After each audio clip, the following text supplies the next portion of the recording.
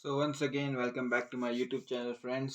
मैं जानता हूँ काफ़ी वक्त से मैंने मैथ्स की वीडियो नहीं बनाई है। एक्चुअली उसका रीज़न ये है कि अब मेरे एमएससी के पेपर अप्रोच कर रहे हैं, तो जिसकी वजह से क्या है कि थोड़ा मेरा शेड्यूल टाइट रह रहा है। तो मैं एक टाइम पे एक दिन में एक ही वीडियो अपलोड कर पा रहा हूँ और ये रहेगा 16 मई तक रहेगा ये काम।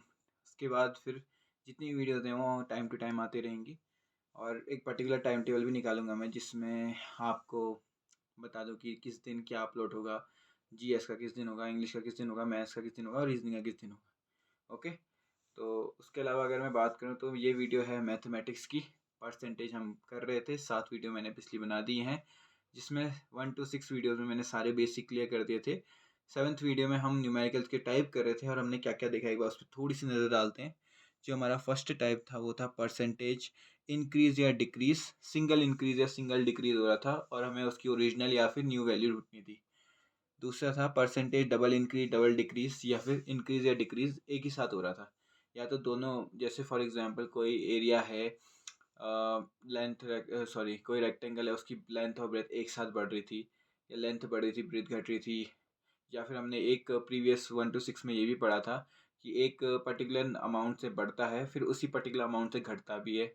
और साथ ही साथ हमने ये भी पढ़ा था कि एक अमाउंट से बढ़ता है दूसरे अमाउंट से घटता है। ठीक है, तो ऐसे करके हमने इसके सारे टाइप कवर कर लिए थे। इसके भी सारे टाइप कवर कर चुके हैं।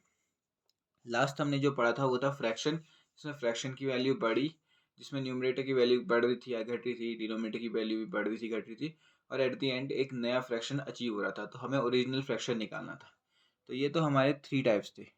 आज जो हम चौथा टाइप पढ़ेंगे इसके बारे में मैंने पहले ही बता रखा है, वो है प्राइस एंड कंजप्शन। प्राइस और कंजप्शन में 2 टाइप आते हैं, तो मैंने आपको एक बेसिक पढ़ाया था, उसके एक बार देख लेते हैं, रिवीजन कर लेते हैं। उसके बाद जो सेकंड टाइप है उसको भी करेंगे, 2 क्वेश्चन उसके और ये हो जाएगा। ठीक है, तो याद रखने के लिए कि हुआ है कि नहीं हुआ है एक रिवीजन करते हैं, देखते हैं हमको कितना आता है। ठीक है, so the question is price of the sugar is increase by 20%, then a housewife should reduce her consumption by which expenditure remain constant। ठीक है, तो इसने क्वेश्चन में पूछा है कि देखो यार, एक शुगर है, चीनी, चीनी का जो प्राइस है वो 20% इंक्रीज हो गया है। तो चीनी का जो पुराना पुराना प्राइस है उसको ओल्ड कह देते हैं और चीनी का जो नया प्राइस है उसको एन कह देते हैं। ठीक है, तो उसने क्या कहा है, जो नया प्राइस है चीनी का वो कितना हो गया, 20% बढ़ गया है। 20% कितना होता है, 1/5 प्लस 1 इंक्रीज 6/5। वैसे मैं लिखना चाहूँ तो मैं डायरेक्ट ही 6/5 लिख सकता हूँ, बस आपकी सहूलियत के लिए मैं यहाँ पे लिख रहा हूँ। ठीक है, होपफुल, और इसकी आदत कम करके इसको डायरेक्ट लिखने की आदत बना देना फ्रैक्शन ही फ्रैक्शन में, क्योंकि इस जितनी जल्दी आप ये कर पाओगे उतनी जल्दी आपकी स्पीड इंक्रीज होगी। ठीक है, तो न्यू प्राइस जो है शुगर का वो 6 है और ओल्ड प्राइस 5 है रेशियो के अकॉर्डिंग। अब इसने पूछा है जो वो हाउसवाइफ है उसको अब तक कंजप्शन कितना रिड्यूस करना पड़ेगा ताकि जो एक्सपेंडिचर है वो कांस्टेंट रहे। तो मैंने आपको बताया था कि जो प्राइस होता है और जो अमाउंट होता है, ठीक है, कंजप्शन, अगर उसके सामने पे एक्सपेंडिचर कांस्टेंट है तो ये दोनों अपने आप में क्या हो जाते हैं, इन्वर्सली प्रोपोर्शनल हो जाते हैं, या कहो 1/c हो जाते हैं। ठीक है, उल्टे हो जाते हैं एक दूसरे के। तो वही चीज़ होगी, एस एन अपने आप में क्या हो जाएगा, न्यू कंजप्शन, और ओल्ड ओल्ड शुगर का प्राइस कितना हो जाएगा, ओल्ड कंजप्शन, 6/5 वहीं का वहीं रहेगा। तो ओल्ड अपॉन न्यू इसको 6/5। अब हमसे क्वेश्चन में पूछा गया है जो हमारा नया कंजप्शन है वो कितना घटा है। किससे घटता है नया कंजप्शन, पुरानी चीज़ से ही घटता है, तो पुराना तो 6 हो गया, कंजप्शन घटना या बढ़ना किससे दिखाते हैं हम, डिफरेंस से दिखाते हैं, वो 1 हो गया और इंटू 100। इसको हम कितना कहते हैं, इसको हम कहते हैं 6.67% या फिर 6 कंप्लीट 2/3%। ठीक है, अब जिनको नहीं समझ में आया कि मैंने यहाँ पे ये ऐसे ऐसे कैसे किया, तो वो बेसिक वीडियोस में जाके देख सकते हैं। मैंने प्राइस और कंजप्शन को बहुत अच्छी से समझा रखा है। और साथ ही साथ अगर आपको फिर भी अगर आपको पता करना है कि कैसे जाना है, तो आप प्ले मैथ्स की मैथमेटिक्स की प्लेलिस्ट में जा सकते हैं या फिर आई बटन पे क्लिक कर सकते हैं। मैंने इस वीडियो का लिंक डिस्क्रिप्शन में डाल रखा है। Okay, so next move on करते हैं हम अपने जो मेन टाइप है उसकी तरफ। ठीक है, ये वाला टाइप हमने पढ़ा था, ये बस एक रिवीजन था। आई होप ये क्वेश्चन आपको समझ में आया होगा, ये बहुत इजी क्वेश्चन था। जो नेक्स्ट क्वेश्चन है वो इस तरह का है, तो अब हमारा जो नेक्स्ट टाइप है वो है miscellaneous part of price and consumption. देखो हर बार ऐसा नहीं होगा कि आपका एक्सपेंडिचर कांस्टेंट रहेगा और प्राइस और कंजप्शन के साथ आप खेलते रहेंगे। ये तो बहुत ही बच्चों जैसा सवाल हो जाएगा। कुछ ऐसी टर्म्स भी होते हैं जहाँ पे थोड़ा सा चेंज होता है। देखो कैसे, जैसे इसी क्वेश्चन को ले लेते हैं। Price of a cinema ticket is ₹50। It is reduce by 20%। Price की बात हो रही है कि प्राइस 20% रिड्यूस हुआ है, but it's revenue collection increase by 25%। जो रिवेन्यू का कलेक्शन है वो 25% इंक्रीज हो गया है। What is the percentage increase in the ticket sale? ठीक है, तो तीन टर्म तो पहले आए हैं। देखो प्राइस और कंजप्शन में पहले तो हमें टर्म समझने पड़ते हैं। ठीक है, जिसको जनरल आइडिया होता है ना, उसको पहले से उसको अलाइन करना आना चाहिए। जैसे कि देखो, प्राइस ऑफ टिकट है, हमने एक और चीज़ पढ़ी रिवेन्यू, और लास्ट है टिकट सेल। सेल लिख देते हैं। ठीक है, अब मुझे एक बात बताओ यार, सेल यानी कि कितने लोगों ने लिया है, प्राइस मतलब ये इसको नंबर ले लेते हैं। ठीक है, नंबर, प्राइस यानी कितना अमाउंट है, और जब प्राइस और अमाउंट दोनों को मल्टीप्लाई करते हैं तो हमारा रिवेन्यू जनरेट होता है। जैसे कि ऑन जनरल होता है कि देखो यार, एक मूवी है जैसे जवान मूवी लगी है। ठीक है, उस मूवी में जो टिकट है उसके प्राइस घट जाते हैं। तो बहुत बार क्या होता है कि लोग बढ़ जाते हैं, और लोग बढ़ जाते हैं तो क्या होता है, टिकट खरीदने वाले बढ़ जाते हैं। तो क्या होता है, जो सिनेमा है वो ज़्यादा पैसा कमाती है, और उस पैसे को कमाने को ही रिवेन्यू कहते हैं इंग्लिश में। ठीक है, तो इसका आपको रिलेशन पता होना चाहिए कि प्राइस सेल आपस में मल्टीप्लाई होकर रिवेन्यू देते हैं। अब जेन्युइन अदर क्वेश्चंस में जो अभी तक चल रहे थे उसमें ये कांस्टेंट था, पर अब यहाँ कुछ भी कांस्टेंट नहीं है। कैसे?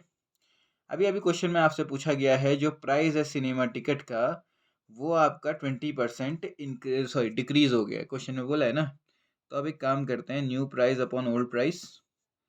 20% रिड्यूस हो गया। 20% अपने आप में कितना होता है, अभी अभी क्या है यार, 1/5 होता है, माइनस होने वाला है तो 4/5 हो गया। यानी कि जो नया प्राइस है वो 4 और जो पुराना प्राइस है वो 5। प्राइस घटा है, साफ दिख रहा है रेशियो के अकॉर्डिंग। ठीक है, रेशियो की यही अच्छी बात है कि रेशियो में साफ दिख जाता है क्या बढ़ा है क्या घटा है, और इसीलिए हम परसेंटेज के जस्ट बाद हम रेशियो पढ़ेंगे, क्योंकि रेशियो पढ़ने के बाद आपके मोस्टली सारे के सारे क्वांटिटी क्वेश्चन इजीली बन जाएंगे। ठीक है, नेक्स्ट आया हमारा, उसने एक और चीज़ कही क्वेश्चन में इसने मुझे ये चीज़ कह रखी है कि जो आपका रिवेन्यू कलेक्शन था, रिवेन्यू वो कितने से बढ़ा है, 25% इंक्रीज हुआ है। अब एक न्यू रिवेन्यू करते हैं और एक ओल्ड रिवेन्यू करते हैं। ठीक है, अब मुझे बताओ 25% कितना होता है, 1/4 होता है। अब क्या हुआ, ये बड़ा है तो 5/4 हो गया, 5/4। ठीक है, तो नया रिवेन्यू 5 है जो कि बड़ा है, ओल्ड वाले से साफ दिख रहा है। अब यहीं पे हमसे पूछा गया है कि what is the increase in the ticket sale. बहुत ही जेन्युइन क्वेश्चन है कि टिकट सेल में कितना इंक्रीज है करके बताओ। अब ये कैसे निकलेगा उसको करते हैं। ठीक है, समझने वाली बात ये है कि हमारा जो नया प्राइस है वो 4 है। ठीक है, अब हमें कंपेयर ही तो करना है, कंपेयर करना है ना। जो हमारा नया प्राइस है वो 4/5 है। मैंने अभी भी कहा जो प्राइस होते हैं सेल के साथ मल्टीप्लाई करते चलो आंसर आते जाएगा। प्राइस कितना है, 4/5। 4/5 इंटू एक्स करूँगा तो वो आपके रिवेन्यू के बराबर आना चाहिए नहीं आना चाहिए। ठीक है, ये रिलेशन होल्ड करता है नहीं करता है, ये बताओ मुझे। जो आपका अभी भी पढ़ा ना, price into sale equals to revenue है। तो जो प्राइस है हमारा, प्राइस इतना है, ओल्ड और नए का दोनों का ले रखा है हमने, और जो हमारा रिवेन्यू है वो भी इतना है, 5/4, ओल्ड और न्यू का लेके बैठे हैं, और जो ये सेल है वो एक्स ले लिया हमने। ठीक है, तो यहाँ से मुझे एक्स की वैल्यू निकालनी है बस, जो कि आ रही है 25/16। क्या आ रही है, 25/16 आ रही है। अब रेशियो में समझते हैं इसको कि ये 25/16 है क्या। एक्चुअली में एक्स हमारा प्राइस हुआ किस फॉर्मेट में, new price upon old sorry new sale upon old sale. यही चल रहा है ना हमारा, new price upon old price, new revenue upon old revenue, यही चल रहा था हमारा। तो ऊपर पे न्यू और नीचे पे ओल्ड, ऊपर पे न्यू और नीचे पे ओल्ड। ये एक्स क्या है हमारा, सेल के टर्म पे आ गया। और ये देखो आपको पता भी चल जाएगा कि आंसर सही है कि नहीं है। क्यों, देखो अमाउंट घटा है, सेल बढ़ी है तभी रिवेन्यू भी बढ़ा है। देखो अमाउंट घटा है, रिवेन्यू बढ़ा है, और यहाँ पे जो ऊपर पे नया सेल की वैल्यू आई ये भी बढ़ी है, तो आपने आंसर सही किया है। अब यहाँ पे हमसे पूछा गया है what % increase in the total sale. तो वही हम पुराने क्वेश्चन में वापस आ गए। हम यार इंक्रीज़ किससे निकालते हैं, ओल्ड वाले से इंक्रीज़ निकालते हैं। इन दोनों का डिफरेंस होगा जो हमें बताएगा कि कितना इंक्रीज़ हुआ है। 16 में कितना ऐड करोगे कि 25 आएगा, 9 और इंटू 100 कर दो। 4 की टेबल से 25 में क्या, ये 4 जा हो गया, ठीक है। 25 9 जा 229 अपॉन 4, 225 अपॉन 4, 4 5 जा 20, 4 6 जा 24 और ये आ गया 25। इतना परसेंट इंक्रीज़ हुआ है। अब मुझे इंक्रीज़ हुआ कैसे पता है, न्यू वाला बड़ा है इसलिए, ठीक है। समझ में आया कि नहीं आया ये चीज़ बताओ मुझे। आपकी सहूलियत के लिए मैं एक बार फिर से रिवाइज कर देता हूँ कि मैंने किया क्या करके, ठीक है। और बहुत ही सिंपल है। सबसे पहले जो हमें क्वेश्चन दिया गया था उसमें कहा था कि देखो सिनेमा का जो टिकट है वो 50 रुपये खाली दिया गया था, वो ऐसे भटकाने के लिए। तो उसने कहा जो है वो रिड्यूस हो गया 20% से, ठीक है। तो मुझे बताओ जो रिवेन्यू कलेक्शन है उसको इंक्रीज 25% से कर दिया गया है। देखो रिवेन्यू 25% इंक्रीज हो गया अगर तुम्हारा सिनेमा का जो टिकट का रेट था वो 20% घट गया है, ठीक है। उसने कहा कि जो टिकट का सेल का इंक्रीमेंट है वो कितना हुआ, मुझे ये बताओ। तो ये तो हमारा क्वेश्चन था। तो मान लो यार हमें नहीं पता कि क्या क्या सीन है करके, तो सबसे पहले मैंने क्या बताया आपको, इन तीनों टर्म्स का रिलेशन लिख दो। लिखा आपने इन तीनों टर्म्स का रिलेशन, फर्स्ट काम ये है। फिर उसके बाद आपको कुछ नहीं करना है, आपको रेशियोज निकालने हैं। वो नया और पुराना जो आपका प्राइस था उसका रेशियो, नया और पुराना जो रिवेन्यू का रेशियो था उसका रेशियो, सॉरी रिवेन्यू का जो प्राइस था उसका रेशियो, ठीक है, जो अमाउंट था जितना भी था। तो जो नया प्राइस था उस और पुराना प्राइस था उसका रेशियो 4/5 आ गया। जो नया रिवेन्यू था और ओल्ड रिवेन्यू था उसका रेशियो 5/4 आ गया। अब बात ये आई कि हमें ये निकालना है कि जो टिकट सेल है वो कैसे निकाले करके। तो प्राइस का रेशियो पता है, रिवेन्यू का रेशियो लगा है, तो सेल का रेशियो हम एक्स मान लेंगे। सेल को एक्स नहीं मान रहा हूँ, सेल के रेशियो को एक्स मान रहा हूँ। और हाँ, ये भी बात ये है कि एक्स जो मानूंगा वो new sale upon old sale मानूंगा। ऐसा क्यों माना, क्योंकि ऊपर भी न्यू न्यू रिवेन्यू है और यहाँ पे ऊपर भी न्यू प्राइस है, तो दोनों ऊपर न्यू ही है, तो एक्स के ऊपर भी न्यू ही होगा और नीचे ओल्ड होगा। तो यहाँ पे न्यू और ओल्ड आ गया, ये सेम फॉर्मूले में पुट किया, यहाँ से एक्स की वैल्यू आ गई, एक्स को रख दिया कितना, new sale upon old sale जो कि 25/16 आता है। फिर हमारा काम प्रीवियस क्वेश्चन की तरह ही हो जाता है। इंक्रीज निकालने के लिए हम पहले ओल्ड से उसको कंपेयर करेंगे, उसको नीचे रख दिया, दोनों के डिफरेंस को इंक्रीज डिक्रीज के लिए यूज़ कर दिया। अब 25/16 से बड़ा है तो इंक्रीज हुआ होगा, और फिर इंटू 100 कर देना किसी फ्रैक्शन को, तो परसेंटेज में आ जाती है वैल्यू, ठीक है। एक बार आपको अगर ये समझ में नहीं आता तो आप वापस एक बार चेक कर सकते हैं। इससे क्या होगा कि आपको समझ में आएगा कि कैसे करा है, ठीक है। तो अब दोस्तों हम चलते हैं अपने अगले टाइप पे जो कि है इलेक्शन टाइप। तो उससे पहले जो हमने कवर किया वो प्राइस ऑफ कंजप्शन का सेकंड टाइप था। और याद से एक चीज़ और बता देता हूँ मैं आपको, देखो क्वेश्चन की पॉसिबिलिटीज़ बहुत ज़्यादा होती हैं। तो जो पहला टाइप था ना जिसमें सब कुछ बराबर रहता है, कांस्टेंट रहता है, वो भले ही चेंज ना हो, पर जो उसके सेकंड वाला टाइप है वो कैसे भी चेंज हो सकता है, ठीक है। कई बार क्या होता है कि कंजप्शन कितना हुआ है कितना नहीं हुआ है, या फिर कोई नया वर्ड प्रॉब्लम दे सकते हैं। फर्स्ट वाला जो टाइप है उसके भी बहुत सारे वेरिएशन हो सकते हैं। मैंने आपको बेसिक कॉन्सेप्ट बताया और क्वेश्चंस बताए, ठीक है। होपफुली आपको इससे समझ में आया होगा। उस पर वर्क करना, उसकी प्रैक्टिस करोगे जितने आपको नए टाइप के और क्वेश्चन मिलते रहेंगे। और मैं अभी जनरल जितने भी टाइप कवर कर सकता हूँ कर रहा हूँ। उनके भी सब टाइप होते हैं, ठीक है, और इतना कवर करना थोड़ा सा ईजी नहीं पड़ता। तो मैं अभी जितने भी मेन टाइप्स हैं उनको कवर कर रहा हूँ, ठीक है। क्वेश्चंस तो और आते रहेंगे। तो जो नेक्स्ट टाइप है वो है हमारा इलेक्शन टाइप। इस प्रकार के भी क्वेश्चन आपको देखने को मिलते हैं। इलेक्शन टाइप को समझने से पहले थोड़ा सा इसकी टर्मिनोलॉजी समझते हैं, ठीक है। क्या होता है, एक इंसान, देखो कई लोग होते हैं जो अपना वोट डालते हैं। कहाँ पे डालते हैं, बैलेट में अपना वोट डालते हैं। जब वो अपना बैलेट में वोट डालते हैं, मान लो 100% लोगों ने वोट दिया, तो कई बार ऐसा होता है कि एक होता है वैलिड वोट, एक होते हैं इनवैलिड वोट। ये डिसाइड करने का काम उनका ही होता है, जो बैलेट में बैठे होते हैं ना, उनका काम होता है कि वैलिड वोट कौन से और इनवैलिड वोट कौन से हैं। और जो कैंडिडेट सेलेक्ट होते हैं वो वैलिड वोट से ही सिलेक्ट होते हैं। मान लो दो कैंडिडेट हैं, ए और बी, ए को ज़्यादा मिला बी को कम मिला, तो वैलिड वोट से ही होगा, इनवैलिड वोट का कोई काम नहीं होता इलेक्शन में। अब यहाँ पे आप डेली लाइफ का एक एग्जांपल देख सकते हो। जैसे हाल ही में तो क्या 1 महीना हो गया है, क्या हुआ था कि आम आदमी पार्टी और मतलब आम आदमी पार्टी और मिलके कोई बीजेपी के कार्यकर्ता थे, कुछ ऐसा इलेक्शन चल रहा था नॉर्थ साइड में। तो हुआ क्या था कि जो इलेक्शन कमीशन है उसने कुछ वोट्स को इनवैलिड बताया था, जिसकी वजह से बीजेपी जीत गई थी और बहुत बड़ा मसला भी हुआ था। तो यहाँ पे वैलिड और इनवैलिड का काम यहीं पे शुरू हो जाता है, ठीक है। वोट भले ही 100% थे, पर इनवैलिड वोट 20% मान लिए, तो बचे हुए वोट जो 80% थे उनको ही वैलिड माना गया और उससे इलेक्शन लिया गया। वो कार्यकर्ता पे कि किसको वैलिड और किसको इनवैलिड मानना है। हमारा काम क्या है, समझना कि ये वैलिड वोट क्या होते हैं और इनवैलिड वोट क्या होते हैं, ठीक है। और एक और बात, कई बार ऐसा भी होता है कि आपके 100% लोगों में से केवल 80% लोगों ने क्या किया, वोट किया। अब उसके बाद एक नई चीज़ आ गई कि इसमें अभी वैलिड और इनवैलिड हो सकते हैं, ठीक है। इस टाइम याद रखना है कि इस टाइम 100% ये लोग नहीं है, 80% लोगों ने ही वोट दिया, 100% लोगों ने वोट नहीं दिया है। तो हम इस टाइप को भी समझेंगे और मैं आपको इसको मेनली रेशियो में ज़्यादा इजीली समझा पाऊंगा, बट इसमें भी कोशिश करूंगा एक बार समझाने की। पर मेन फोकस हमारा क्या रहेगा, इन टाइप के क्वेश्चन में रहेगा। मेरा काम था आपको समझाना, एक आउटलेट बताना कि क्या होते हैं वैलिड और इनवैलिड वोट्स, और ये भी एक पॉसिबिलिटी दिखाना कि कई बार 100% लोग वोट नहीं देते हैं। जैसे इलेक्शन में आपने कई बार देखा होगा, कई लोग वोट देने नहीं जाते हैं, पर वैलिड और इनवैलिड वोट तब भी बनते हैं, ठीक है। तो उसको और फर्दर समझने के लिए इस क्वेश्चन को करते हैं। तो ये क्वेश्चन क्या कह रहा है, एक इलेक्शन हुआ दो कैंडिडेट्स के बीच में, ठीक है। One get 55% of total valid votes, ठीक है। टोटल वैलिड वोट्स का कितना परसेंट, 55% इस कैंडिडेट को मिला है। वहीं पे 20% जो वोट थे वो क्या थे, इनवैलिड थे। देखो शुरू हो गया खेल। If the total number of votes were 7500, तो मुझे ये बताओ कि दूसरे कैंडिडेट के कितने वैलिड वोट्स आए। ओके, तो हमें क्वेश्चन का आउटलेट समझ में आ गया है। उस क्वेश्चन ने कहा है कि एक ऐसे एक बैलेट बना देते हैं, ठीक है।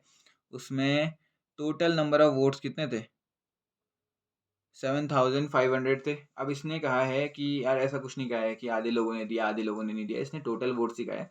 तो टोटल वोट 7500 है।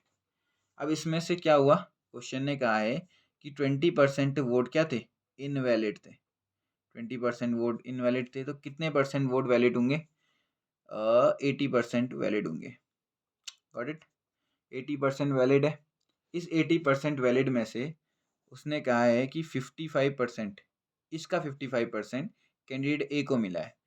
तो जाहिर सी बात है, देखो ये अपने आप में 80% है, पर इन दोनों के लिए जो ये दो वैल्यूज़ हैं, इनके लिए तो ये 100% की तरह काम करेगा ना, करेगा। मैं समझाऊंगा क्यों करेगा, पर अभी पूछ रहा हूँ बस, काम करेगा नहीं करेगा, तो ऑफकोर्स करेगा। तो 55% में से अगर मैं 100% को माइनस कर दूँ तो ये 45% आ जाता है, ठीक है। तो बी को 45% मिला होगा। अब सवाल आता है, भैया ये 80% 100 कैसे हुआ। तो इस चीज़ को समझना, ये इसका पार्ट है तभी ये 80% हुआ, पर इसके जब मैं टुकड़े करूंगा तो ये अपने आप में कंप्लीट मानूंगा मैं, ठीक है। मेरे को फ़र्क नहीं पड़ता कि ये आधा है कि नहीं है। इन दोनों के लिए ये पूरा है, इन दोनों के लिए ये पूरा है। क्या पता इसके भी ऊपर कोई होता हो, पर अभी क्वेश्चन में नहीं है। इस बात को हमेशा समझना कि जब किसी चीज़ का बंटवारा होता है, फॉर एग्जाम्पल पिज्ज़ा है, पिज्ज़ा के दो टुकड़े कर दिए, ठीक है, एक और दो। ये जो दूसरा है, इसमें से हम आधा हिस्सा उसको आधा हिस्सा उसको दे रहे हैं। अब उन दोनों को मिला के फॉर एग्जाम्पल मान लो कि ऐसे मानते हैं, चलो हाँ, एक पिज्ज़ा है, इसके दो टुकड़े कर दिए, एक आधा इसको दे दिया, एक आधा इसको दे दिया, ठीक है। अब इसमें से भी दो हिस्से करके दो बच्चों को दे दिए। अब यार इन बच्चों के हिस्से में क्या आएगा, ऐसा एक चौथाई पार्ट आ गया, पर इनके लिए वो एक चौथाई है ना, पूरे टोटल के देखा जाए तो तब एक चौथाई है, वरना इनको तो आधा आधा इसमें से मिला है, ठीक है।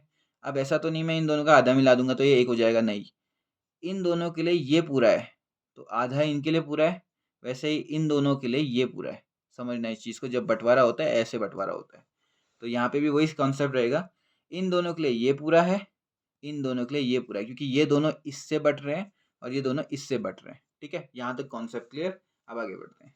देखो, तो ये हमारा टोटल फ्लो चार्ट बन गया और हमसे पूछा गया इस 45% की वैल्यू। अब देखो यार, ऐसे फ्लो चार्ट में ना सॉल्व करने के दो तरीके होते हैं। पहले मैं आपको सिंपलेस्ट मेथड से करवा देता हूँ। वो क्या होगा, हमें 45% निकालना है, तो सीधे लिखेंगे 45% फ्रैक्शन में कितना होता है, 9/20। हमें 9/20 निकालना है, किसका, इसके 100% का, जो कि खुद कितना है, 80% है। 80% को क्या कहते हैं, 4/5। ये देखो, 9/20 45 था, हमें 45 किसका कंप्लीट कर, जैसे अब यार 100 कोई वैल्यू है उसका हम अगर 10% निकालते हैं तो कैसे निकालते हैं, 10/100 इंटू 100 ऐसे ही करते हैं ना। तो वही मैंने ये किया, 45/100 जो 9/20 होता है इंटू जो उसका होल है 4/5। अब ये किसका पार्ट है, ये है 7500 का पार्ट। किसका पार्ट है, 7500 का पार्ट है। तो बस इसको सॉल्व कर दूंगा, मेरा आंसर आ जाएगा। सबसे सिंपल मेथड, 20 इंटू 5 100 होता है, ये कट गया, 2 0 कट गए, 100 ही है। अब देखो 4 इंटू 75, 75 टू जा कितना होता है 150, और 4 तो डबल हो गया तो 300 हो गया, 300 इंटू 9 2700। तो भाई साहब सेकंड कैंडिडेट को कितने हैं, 2700 वोट मिले हैं, वैलिड वोट्स। समझ में आया कैसे निकालना है, बहुत ही ईजी मेथड है यार। आप एक यार ये फ्लो चार्ट बना दो, आपका काम सीधा हो जाएगा। एक रेशियो मेथड से भी होता है, बट अभी फ़िलहाल हम परसेंटेज से समझेंगे क्योंकि रेशियो में इसकी क्लैरिटी और बढ़ जाएगी। ठीक, कैसे किया मैंने, इस कंप्लीट के दो पार्ट थे, वैलिड, इनवैलिड और वैलिड। वैलिड के भी दो पार्ट थे, ए को जो 55% मिला और बी को जो 45% मिला। मैंने कुछ नहीं किया, मुझे 45 की वैल्यू चाहिए थी, तो 45 9/20 होता है। इसके लिए होल क्या था 80%, 80% खुद अपने आप में 4/5 होता है। 80% का होल क्या था 7500। मैंने सॉल्व किया और मेरा चट्ट बटे आंसर आ गया। ठीक है, तो ये था हमारा इलेक्शन का क्वेश्चन। एक और बार ट्राई करते हैं, एक क्वेश्चन और करते हैं, होपफुली इलेक्शन का समझ में आ जाएगा। तो चलो हमारा नेक्स्ट क्वेश्चन बनता है ये वाला। ठीक है, आखिरी इसको समझने की कोशिश करते हैं। तो क्वेश्चन में पूछा है, in an election 2 candidate participated, जिसमें से 10% वोटर्स जो थे उन्होंने वोट नहीं किया, they did not vote. If the winner get 48% of the total registered vote and won the election by 840 votes, calculate the total registered votes. तो यहाँ पे कुछ चीज़ें बोल रखी है इसने, जैसे टोटल रजिस्टर्ड वोट है और वोटर्स ने वोट नहीं किया जैसा कुछ। ठीक है, तो पहले मैं आपको समझा देता हूँ एक चीज़। एक होता है वैलिड और इनवैलिड, जो मैंने अभी पढ़ाया था। ठीक है, वैलिड और इनवैलिड कब होता है, जब आपने वोट डाला और आधे नहीं सिलेक्ट हुए, आधे सिलेक्ट हो गए। ठीक है, एक होता है total registered vote. Registered vote का मतलब क्या है, एक बूथ है जो, इसमें मान लो कि कहा है 1000 लोग वोट देने आ सकते हैं। आ सकते क्या, उनके नाम दर्ज हैं, पर आए केवल 40 या 50% लोग ही। इसका मतलब टोटल रजिस्टर्ड वोट में यानी कि कितने लोग एक्चुअली हैं जो वोट कर सकते हैं इस बूथ में। हालांकि आएंगे पूरे नहीं, कई बार अच्छा भी होता है अगर पूरा है तो। इससे क्या होता है कि आपने अपने राइट टू वोट का यूज़ किया है, ये अच्छा लगता है। ठीक है, पर मेरा क्वेश्चन अभी ये मुझसे कह रहा है कि जो हमारे टोटल रजिस्टर्ड वोट हैं उसके बारे में बात हो रही है। तो चलो क्वेश्चन को समझते हैं। अब यहाँ पे पूरे क्वेश्चन में कहीं पे भी टोटल रजिस्टर्ड वोट नहीं दिया क्योंकि मुझे वो निकालना है। तो अब क्या कर सकता हूँ मैं यार, परसेंटेज में बात हो रही है ना, तो ये जो कंप्लीट 100% होता होगा यही तो टोटल रजिस्टर्ड वोट होता होगा नहीं होता होगा, समझने वाली बात है। तो 100% जो है वो टोटल रजिस्टर्ड वोट है हमारा क्वेश्चन के अकॉर्डिंग। इसमें से जो हमारा 10% है, ये तो वोटर्स ऐसे हैं जिन्होंने नॉट वोट, ऐसे भी लोग होते हैं जो वोट नहीं करते हैं। ठीक है, अब 10 में से कितने लोग बच गए, सॉरी 10% में, 100 में से 10% गया तो कितने लोग बचे, 90% लोग बचे। अब 90% लोगों में से एक कैंडिडेट है, उसको 48% रजिस्टर्ड वोट से मिला और वो जीत गया। ए जो था कैंडिडेट हमारा, ए था, वो क्या हो गया, विन कर गया 48% वोट से, टोटल वोट से। हाँ, तो अब बचा कितना है देखो, 10 है 48 है, यानी कि 58% तो कवर हो गया है। कितना परसेंट बचा, 58 माइनस 100 जो कि कितना होगा, अपने आप में 42% होगा। होगा नहीं होगा, ये बी कैंडिडेट को मिला होगा। दो ही तो कैंडिडेट फाइट कर रहे हैं, टू कैंडिडेट ने इलेक्शंस में पार्टिसिपेट किया है, तो जाहिर सी बात है 10% ने वोट नहीं दिया, ए को 48% टोटल से मिले, तो इन दोनों को प्लस करके 100 से माइनस कर दूंगा तो बचा हुआ परसेंट इतना आ जाएगा। ये बी का आ गया, बी लूज कर गया। अब इसने बोला है कि वो कितने परसेंट वोट से जीता है, कितने वोटों से जीता है, 840 वोट से जीता हुआ है। तो ये समझने वाली बात है, इसको 42 वोट्स मिले हैं, इसको 48 वोट्स मिले हैं, तो दोनों में कितने परसेंट का वोट का अंतर है, 6% के वोट का अंतर है, 48 माइनस 42। तो ये जो 6% का अंतर है ये कितना है, 640 है। तो 1% की वैल्यू कितनी आती होगी, 1% की वैल्यू निकालो तो 6 से डिवाइड करो, 6 1 6, 2 4 40। तो 1% अगर 140 है तो 100% क्या होगा, 140 20। तो हमें क्या निकालने थे, टोटल रजिस्टर वोट निकालने थे, और टोटल हमने कितना 100% माना था, जो कि हमारा कितना निकल गया, 14,000 निकल गया। तो यहाँ से आपको समझ में आ गया होगा कि हमने किया क्या। Easy easy right. क्या किया फिर से बताता हूँ। देखो, जो टोटल रजिस्टर्ड वोट है उनको 100% माना, क्योंकि होते ही हुए हैं, क्योंकि इतने लोग कर सकते हैं करके बोला होता है। अब उनमें से 10% वोट देने नहीं आए तो 90% बचे। 90% में से 48% ए को मिले हैं, तो बचा हुआ जो होगा 42% वो बी को मिला होगा। अब क्वेश्चन में हमको एक चीज़ और बताई कि ए जीत चुका है, कितने वोट से, 840 वोट से। अब दोनों को 48% और 42% वोट मिला है, तो ज़्यादा वाला कम से कितना ज़्यादा है, 6% ज़्यादा है। ये 6% ज़्यादा कितना बता रखे नंबर में, 840 बता रखे। तो मेरे को 6% की वैल्यू पता है 840। मैं क्या करूँगा, 1% की वैल्यू निकाल दूंगा 140, तो 100% की वैल्यू निकाल के हमारा टोटल आ जाएगा, जो कि हमारा आंसर है। तो इस तरीके से वर्ड प्रॉब्लम्स अपने आप में क्या होते रहते हैं, चेंज होते रहते हैं। और भी बहुत सारे क्वेश्चन मिलेंगे जहाँ वैलिड इनवैलिड भी साथ में आ जाएगा। ठीक है, उनको आप प्रैक्टिस करते रहोगे, आपको समझ में आता रहेगा। तो ये था हमारा इलेक्शन टाइप। अब आते हैं हम अपने नेक्स्ट टाइप की तरफ। जो अब हमारा जो नेक्स्ट टाइप है वो है पॉपुलेशन इंक्रीमेंट। ठीक है, इसके भी क्वेश्चन आपने बहुत सुने होंगे। कई बार आता है कि पॉपुलेशन इंक्रीज हो गई है, कई बार आ गया है कि पॉपुलेशन डिक्रीज हो जाती है। एक 3 साल में डिक्रीज हो जाती है, तो 3 साल में, और फिर उसके बाद आपसे कहा जाता है कि अब बताओ कितनी है या फिर कितनी रही होगी। ठीक है, तो सॉरी, इसी में से एक क्वेश्चन यहाँ पे आ जाता है। A district has 64,000 inhabitants. If the population increase at the rate of 2.5% per year, एक साल में 2.5% इंक्रीज हो रही है, तो जो number of inhabitant at the end of the 3 years हैं वो कितने होंगे। ठीक है, तो क्वेश्चन कुछ अलग नहीं है, सिंपल सा क्वेश्चन है। अब इसको समझते हैं क्या है। हमने इंक्रीमेंट और डिक्रीमेंट पढ़ा था ना स्टार्टिंग में, उसी का थोड़ा सा एडवांस फॉर्म है। पहले 1 पढ़ा था, फिर 2 पढ़े थे, अब 3 इंक्रीमेंट है। बस इतना ही, 3 या अभी वो 5 साल भी कहता तो 5 साल का इंक्रीमेंट भी कर देते हैं हम, 5 बार करना पड़ता। तो इसने बस जस्ट इतना पूछा हुआ है कि ये हमारी स्टार्टिंग पॉपुलेशन थी, स्टार्टिंग पॉपुलेशन में 2.5% इंक्रीज हो रहा है। अब पहली बात तो 2.5% होता कितना है। देखो 25% 1/4 होता है, पॉइंट लग गया तो 1/40 आ गया। ठीक है, तो ये 1/40 होता होगा। अब इंक्रीज हो रहा है तो 41/40 हो गया नहीं हो गया। तो इसका मतलब 41/40 एक साल, दूसरे साल भी इतना इंक्रीज हुआ है, तीसरे साल भी इतना इंक्रीमेंट हुआ है। तो 3 साल का इंक्रीमेंट ऐसा हो गया। और अगर मैं इसको ओल्ड वैल्यू के साथ मल्टीप्लाई कर दूं तो क्या आएगा, हमारी न्यू वैल्यू आएगी। क्या आएगी, न्यू वैल्यू आएगी। तो लेट्स सी, तो हमारी न्यू वैल्यू तो निकालनी है हमें 3 साल बाद वाली, तो वही करते हैं। 1 0 से 1 0 कैंसिल, 2 0 से 2 0 कैंसिल, 3 0 से 3 0 कैंसिल। 4 × 4 16, 16 4 जा 64, 64 ये तो पूरा ही गया फिर। ठीक है, तो हमारा आंसर क्या आ रहा है, 41 × 41 × 41। अब यहाँ पे एक चीज़ आती है, 41 का क्यूब आ रहा है ये। या तो हम एक काम करें, 41 का स्क्वायर निकालें फिर इंटू कर दें, या तो फिर एक छोटी सी मेथड यूज़ करें। पर एक काम करते हैं, हम 41 का क्यूब ही निकाल लेते हैं सीधे। कैसे, 41 × 41, पहले स्क्वायर निकाल लेते हैं। 41 का स्क्वायर कितना होगा, 1681। ठीक है, इजी होता है 41 का स्क्वायर याद करना, आप नॉर्मल मल्टीप्लिकेशन से भी कर सकते हो। और फिर लेटर ऑन हमें क्या करना पड़ेगा, 1681 से 41 को मल्टीप्लाई। अब जो मैं मल्टीप्लाई करने वाला उसको गौर से देखना। ठीक है, एक टेक्निक बताना चाह रहा हूँ, शॉर्ट ट्रिक कह सकते हो इसको।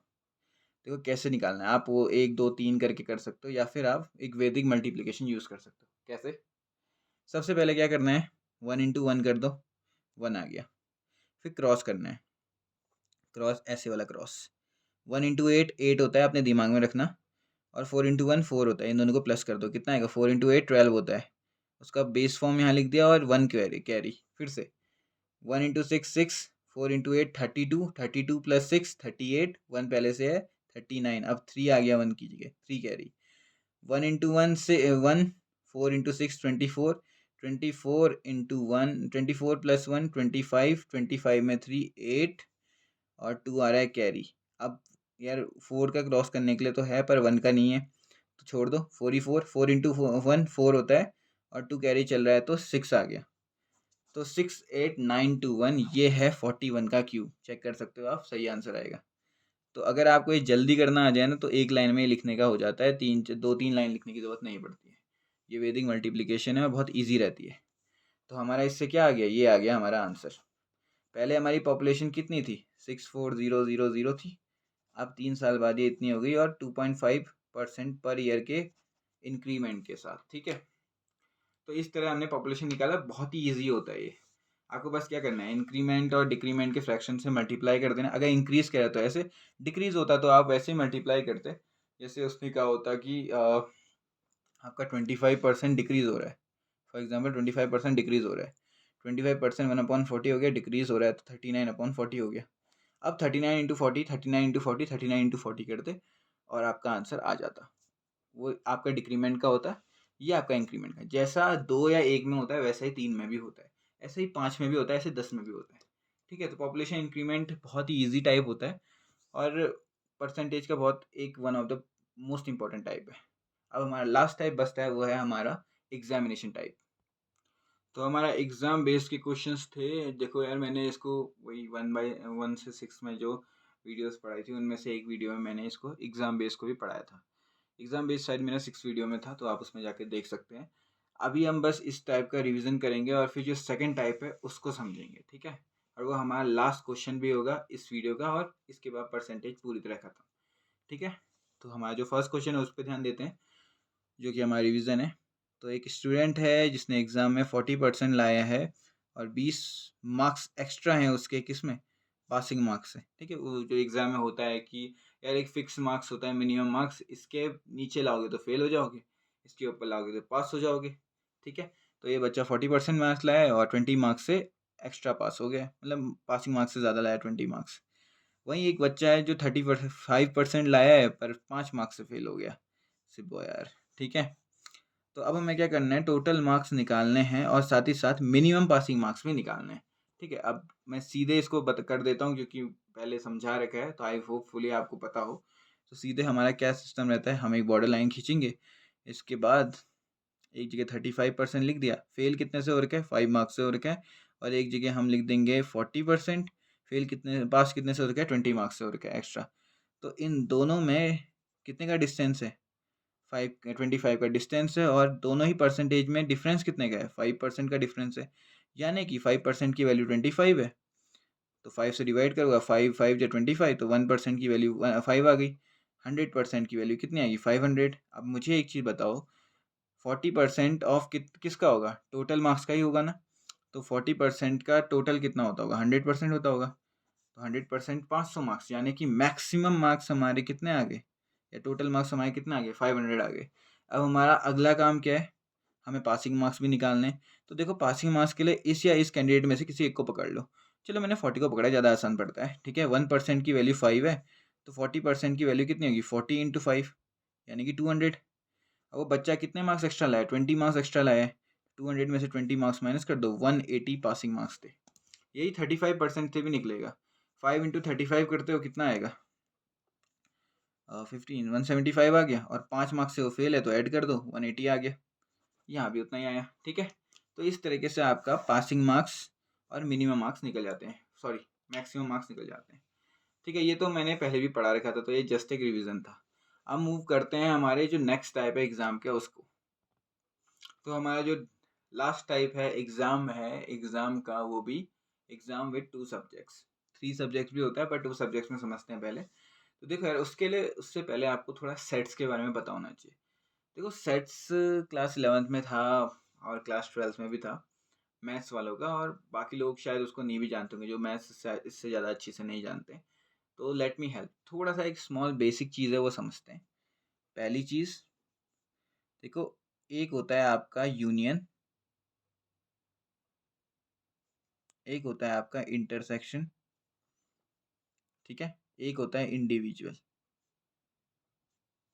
इतना होता है। अब इसको समझते हैं अच्छी से। ये एक डायग्राम है, डायग्राम में मैंने ऐसे बनाया, ये ई है और ये एफ है। तो देखो, ई इंडिविजुअल है तो ये गोला, एफ इंडिविजुअल है तो ये गोला, ठीक है। समझना जो जो मैं कह रहा हूँ, ई इंडिविजुअल है तो ये गोला, एफ इंडिविजुअल है तो ये गोला। ई इंटरसेक्शन, ये छोटे, ये जो उल्टा यू है ना, इसको इंटरसेक्शन कहते हैं। ई इंटरसेक्शन एफ, इसका मतलब है कि ई और एफ में जो कॉमन है वो, ठीक है। और ई यूनियन एफ है ये कंप्लीट, ये जो स्ट्रक्चर है ना, ये वाला, ये ऐसे वाला स्ट्रक्चर, बीच का भी नहीं, पूरा, ये पूरा स्ट्रक्चर ही ई यूनियन एफ होता है, ठीक है। और जो ये पर्टिकुलर बीच का पार्ट है ये ई इंटरसेक्शन एफ होता है। समझ गए इस बात को?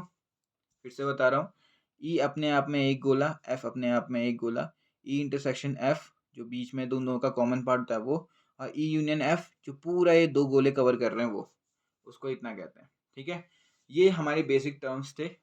अब उसके अलावा समझते हैं कुछ चीज़ें। एक बहुत ही प्राचीन फॉर्मूला है सेट्स का, एक ही तो फॉर्मूला है उसका ज़िंदगी भर का, और वही बहुत प्राचीन फॉर्मूला है। E union F equals to होता है individual F minus E intersection F. इसको समझना पहले। क्या कहा मैंने? ई यूनियन एफ कितना होता है? Individual E plus individual F minus E intersection F, ठीक है। अब सवाल आता है कि सर ये पढ़ने की ज़रूरत है?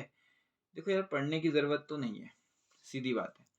आपको अगर सीधे समझ में आ जाता है तो आप सीधे कर सकते हो, पर मैं इसको इसलिए पढ़ाता हूँ क्योंकि मैथ्स के ज़्यादातर बच्चे होते हैं बैंक में, और ये टर्म बहुत इजी पड़ जाता है आपका इस टाइप के क्वेश्चंस को करने के लिए, बहुत इजी। कुछ नहीं करना होता, डायग्राम से ही बन जाता है, ऐसा होता है, डायग्राम या फिर ये टर्मिनोलॉजी से। उसके अलावा जिसको नहीं आता उसके लिए भी मैं बेसिकली समझा रहा हूँ क्या होता है। इस फॉर्मूले को याद रखना, E intersection F equals to E plus F minus E intersection F. अब इसको एक चीज़ याद रखो, यूनियन का मतलब होता है और, यानी कि ई और एफ दोनों ही ले रहे हैं, या तो ई या तो एफ। इंटरसेक्शन को कहते हैं एंड। किसी ने कह दिया find E and F value, E और एफ को साथ में, एंड होता है साथ के लिए, और होता है दोनों को एक साथ लेके, ठीक है। हाँ, उसके अलावा एक और चीज़ है, इनके सर पे अगर कभी डैश दिख जाए, क्या दिख जाए? डैश दिख जाए, तो इसका मतलब है परसेंटेज में 100 से ई को माइनस करना। क्या होता है इसका मतलब? 100 से ई को माइनस करना। वहीं अगर एफ में डैश दिख जाए तो क्या होगा?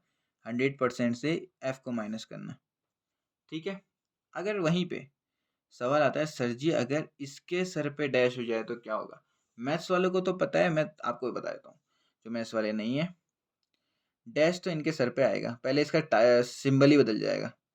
देखो ये यू उल्टा हो जाएगा और इन दोनों के सर पे डैश आ जाएगा, और इसकी वैल्यू कितनी होगी? इसकी वैल्यू बस इतनी होगी, 100 minus E U N F, इतनी होगी इसकी वैल्यू। वही इंटरसेक्शन में भी यही होगा,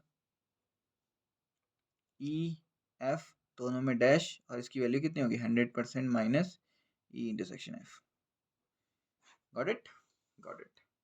जिसको समझ में नहीं आया आप इसको आराम से वीडियो को पॉज करके एक बार स्टार्टिंग से देख सकते हैं। मैंने ये चार चीज़ें क्या कही, ये डायग्राम क्या था, ये क्या है अजीब सी चीज़, और ये क्या लिख दिया मैंने, डैश डैश डैश, ठीक है। इसको समझने के बाद अब आते हैं क्वेश्चन पे, और क्वेश्चन इतनी धड़ाधड़ होगा आपको यकीन नहीं होगा, ठीक है। Let's start. अब हमारा जैसे ये क्वेश्चन आ जाता है, इसमें क्या क्या रखा है? 90% of the student pass in English, ठीक है। 90% जो बच्चे थे वो इंग्लिश में पास हुए हैं, तो एक सब्जेक्ट इंग्लिश है, मैं उसको ई लिख देता हूँ, ठीक है। इसमें एक गोला मार देते हैं।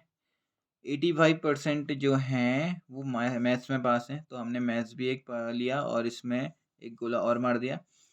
और इसने कहा है कि 50% दोनों में पास हैं, मैंने कहा कॉमन पार्ट दोनों, 150 मार्क्स, 150 बच्चे, परसेंटेज नहीं गए, 150 बच्चे गए, 150 बच्चे पास हैं दोनों में। अब अगला क्वेश्चन हमसे पूछ रहा है कि if the number of student fail in both, ठीक है, sorry, if no student fail in both, कोई भी बच्चा इन दोनों में फेल नहीं हो रखा है, कैसे लिखते हैं बोथ को? ई इंटरसेक्शन एम, ठीक है। और यहाँ पे एक चीज़ और, फेल है, ठीक है, 0 है, 0%। तो मुझे बताओ टोटल नंबर ऑफ स्टूडेंट कितने होंगे? उससे पहले एक चीज़ समझो। क्या समझने वाली बात है सर? हाँ, समझने वाली बात ये है कि यहाँ हर जगह पास पास पास चल रहा है, और यहाँ इसने अचानक से फेल कह दिया। काफ़ी लोगों को ये प्रीवियस जो मैंने बताया था उसमें डाउट हो रहा होगा, ये डैश है क्या, ठीक है। तो अब रिवील करने का वक्त आ गया, डैश है क्या। मान लो कि ई का मतलब पास है, तो ई डैश का मतलब क्या होगा, फेल होगा। जैसे हम कहते नहीं है कि 100 में से 20 बच्चे फेल हैं, तो बताओ पास कितने होंगे। तो आप क्या करते हो, 20 में से 100 माइनस करते हो, 80% लिख देते हो। पर इसी को अगर टर्मिनोलॉजी से सही लिखा जाए तो क्या कर रहे हो आप, 100 माइनस एफ ही तो लिख रहे हो ना, यही कर रहे हो। यहाँ पे 20 हो गया और ये यहाँ पे 80 हो गया, यही कर रहे हैं ना हम। तो समझ में आया क्या हुआ ये डैश का मतलब। डैश का मतलब है कि इसका उल्टा, अगर किसी का उल्टा करोगे तो ऐसे करना है। तो वही चीज़ यहाँ पे भी है, हम तो सबको पास में बात कर रहे हैं, तो ये तो फेल हो गया, तो इसका उल्टा निकालना पड़ेगा। यानी कि ई इंटरसेक्शन एम का डैश कितना है, 0% है। 0% है, सॉरी ये तो फेल है ना, तो 0% है। पर ये होता किसका उल्टा होता होगा, ठीक है। ये डैश है, ये भी डैश है, दोनों फेल की बात कर रहे हैं ना।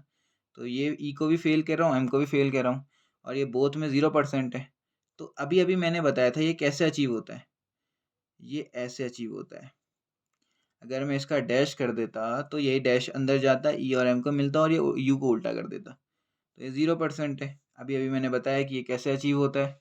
कैसे होता है, फॉर्मूला याद किया आपने, 100% minus E M equals to 0। तो ई यू एम कितना आ गया, सॉरी ई यूनियन एम कितना आ गया, 100%। ई यहाँ आएगा, 0 यहाँ। तो इससे हमें एक चीज़ पता चल गई, ई और E intersection E union M कितना आ रहा है, 100% आ रहा है, ठीक है। ई की वैल्यू 90% दे रखी है और एम की वैल्यू 85% दे रखी है। ई इंटरसेक्शन एम नहीं दिया हुआ है। तो अब कुछ नहीं करना है, हमें बस फॉर्मूले में लगाना है। कौन सा फॉर्मूला, ये वाला फॉर्मूला, ठीक है। अब पे अभी लगा रहे जो, तो 100 इक्वल्स टू ई 90 है, ये 85 है, और ये हमें पता नहीं है तो इसको ऐसे ही लिख देते हैं, ठीक है। तो कितना आ गया ये 75, 100 E intersection M, E intersection M इधर गया और ये इधर आया, तो 75%। यानी कि 75% बच्चे ऐसे हैं जो कि दोनों में पास हैं। क्या है, दोनों में ही पास हैं। पर ये तो एक हैरानी की बात है, परसेंटेज में 75 है, पर वैल्यू में तो ये 150 बच्चे हैं ना जो दोनों में पास है। इसका मतलब 75% की वैल्यू कितनी है, 150 है। यहाँ पे क्लियरली देख लो, 75% की वैल्यू कितनी है, 150 है। तो 1% कितना हो गया, 2 हो गया। 75 टू जा 150, तो 100% कितना हो गया, 200 हो गया। पूछा गया था हमसे टोटल नंबर ऑफ स्टूडेंट कितने हैं, तो 100% ही होते होंगे, क्योंकि मैंने अभी अभी निकाला कि ई यूनियन एम कितने हैं, 100% है, ठीक है। तो 100% ही थे, तो टोटल नंबर ऑफ बच्चे कितने हो गए, 200। तो इस तरीके से हमारा एग्जाम बेस्ड क्वेश्चन निकलता है। आई होप आपको समझ में आया होगा। जस्ट फॉर योर तसल्ली एक और क्वेश्चन, लास्ट क्वेश्चन करेंगे। काफ़ी बार ऐसा होता है कि इम्प्लीमेंटेशन समझ में नहीं आता है, तो लास्ट बार, और ये सबसे टफ पार्ट है एग्जाम बेस का, समझ में आया तो, वरना तो आप कैसे भी कर सकते हो इसको। पर ये वाला मेथड सबसे क्लीन चिक होता है, नो प्रॉब्लम नो घिच पिच, सीधे, ठीक है। इतना भी नहीं लिखना पड़ता मुझे, ये ई एम ये ऐसे भी नहीं लिखना पड़ता, मैं सीधे यहाँ से लिखता इतना और सीधे इसको काट पीट करके इतना लिखता। मुझे आपको ये फॉर्मूला भी समझाने की ज़रूरत नहीं थी, सीधे लिखता मैं और सीधे शॉर्ट करता। 3 लाइन का था ये, ठीक है, बस 3 लाइन का। इसको समझाने में इतना टाइम लग रहा है और ये टाइम बचाता भी है। तो होपफुली आप प्रीवियस वाले टाइप को पढ़ रहे हो, टाइप कह रहा हूँ उसके फॉर्मूले को। हमारा लास्ट क्वेश्चन और सबसे इम्पोर्टेंट क्वेश्चन, देखो देखो जैसे जैसे क्वेश्चन बढ़ते जा रहे हैं उनकी टफनेस और यानी कि टफ होते जा रहे हो, ठीक है। ये लास्ट क्वेश्चन हमारा सबसे टफ क्वेश्चन है इस टाइप के अकॉर्डिंग, ठीक है। इसको आप नॉर्मल मेथड से करने जाओगे तो और ज़्यादा टाइम लग जाएगा। तो समझते हैं भैया ये क्वेश्चन क्या रहा है। पहले एक एग्ज़ाम है जिसमें 35 कैंडिडेट फेल हो गए हैं मैथ्स में, 25% इंग्लिश में फेल हो गए हैं और 20% दोनों में ही फेल हो गए हैं। समझते हैं, मैथ्स में देखो फेल वाला चल रहा है, ठीक है। फेल वाला है तो मैं इसको फेल से लिख देता हूँ। मैथ्स में 35%, ठीक है। इंग्लिश में 25%, इंग्लिश और मैथ्स में मिला के फेल कितने हो रहे हैं, 20%। और लास्ट पूछा है हमसे 420 बच्चे जो हैं वो पास हो रहे हैं दोनों सब्जेक्ट में। तो बताओ टोटल बच्चे अपीयर कितने हुए एग्ज़ाम में, टोटल बच्चे अपीयर कितने हुए एग्ज़ाम में, ठीक है। यहाँ से आपको एक और चीज़ नहीं समझ में आएगी, पर उससे पहले हमने जो चीज़ें लिखी हैं उसको समझते हैं।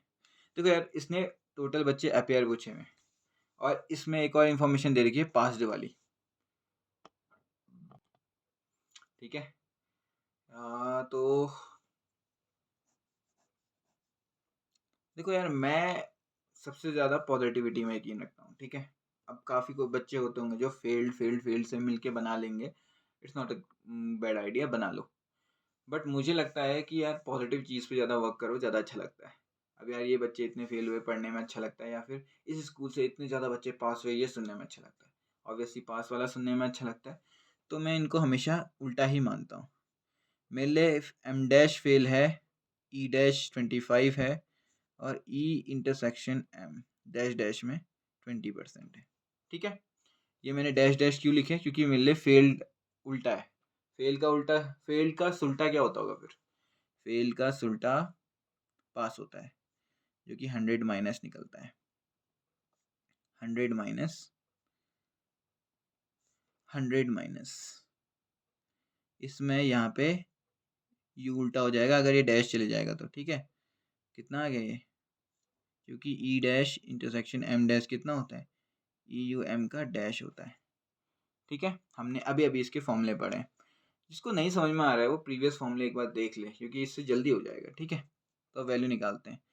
ये 25 इधर आएगा, एम इधर जाएगा, तो 100 माइनस 25 75%। 100 माइनस सॉरी यहाँ पे 35 है। 100 माइनस 35 65%। 100 माइनस 25 75%। 100 माइनस 20 80%। ओहो, ठीक है। अब यहाँ पे हमको दिख क्या रहा है, यहाँ पे दिख गया हमें ई यूनियन ई और एम, तो फॉर्मूले में रख दो। फॉर्मूले में क्या आएगा, फॉर्मूले में ये आएगा 80% ये है, 70% ये है, 65% ये है, और इसको हम जानते ही नहीं है, परसेंटेज में नहीं जानते हैं, ठीक है। तो इन दोनों का एडिशन कितना आ गया, 0 140 80 ये इसको इस तरफ, इसको इस तरफ, 40 माइनस 80 60% बच्चे पास हैं। कितने बच्चे पास हैं, 60% बच्चे पास हैं। पर वेट अ सेकेंड, हमें तो पास की वैल्यू दे रखी है 420 बच्चे पास हैं, परसेंटेज में 60%, यानी कि 60% की वैल्यू 420 होती होगी। 6 7 जा तो 7, 1% की वैल्यू 7 आ गई, ठीक है। 1% की वैल्यू 7 आ गई, तो टोटल बच्चों की कितनी आएगी, 100% बच्चे होते होंगे, तो 700 आ गई। अब यहाँ पे काफ़ी लोग पूछेंगे कि देखो यहाँ तो 80% बच्चे हैं, तो यहाँ से 100% कैसे है। तो इसमें थोड़ा सा दिमाग लगाने वाली बात है कि टोटल एग्ज़ाम में बच्चे कितने होते होंगे। टोटल एग्ज़ाम में बच्चे 100% होते होंगे, और उस 100% में से 20 बच्चे तो फेल हो रखे हैं। स्टार्टिंग में हमसे क्या बोला, स्टार्टिंग में हमसे बोला है कि 20 बच्चे फेल हो रखे हैं, टोटल दोनों में फेल हो रखे हैं, और दोनों में पास कौन है, 80% बच्चे पास हैं, तो ये निकल भी तो रखा है हमारा, ठीक है। तो समझना इस बात को, टोटल बच्चे 100 ही होते होंगे, 100%। 20% फेल हो गए, 80% पे काम चल रहा था हमारा, गॉट इट। तभी यहाँ पे 100% निकला। प्रीवियस क्वेश्चन में कोई फेल ही नहीं था, तभी 100% बच्चे थे और 100% पास भी हो गए थे। तो यहाँ पे हमारा परसेंटेज फुल एंड फाइनल ख़त्म हो चुका है। इसमें जितना भी मैंने आपको पढ़ाया उसमें गो थ्रू पक्का करना, आपके लिए ही बेनिफिशियल होगा। और अगर आप पूरा परसेंटेज कवर कर लेंगे तो देन प्रैक्टिस करिए क्वेश्चंस की, आपको कोई भी दिक्कत नहीं होगी। पूरे बेसिक्स कंप्लीट कर दिए हैं इसके, हर टाइप का क्वेश्चन इसमें कवर है, मैक्सिमम जितना कर सकता था। Hope you like it. If you like it, like click on the like button. Subscribe भी कर सकते हैं जिन्होंने नहीं किया है, and share it more and more, ताकि और लोग भी जुड़े हमारे साथ और मुझे भी थोड़ा मोटिवेशन मिले। Thank you very much.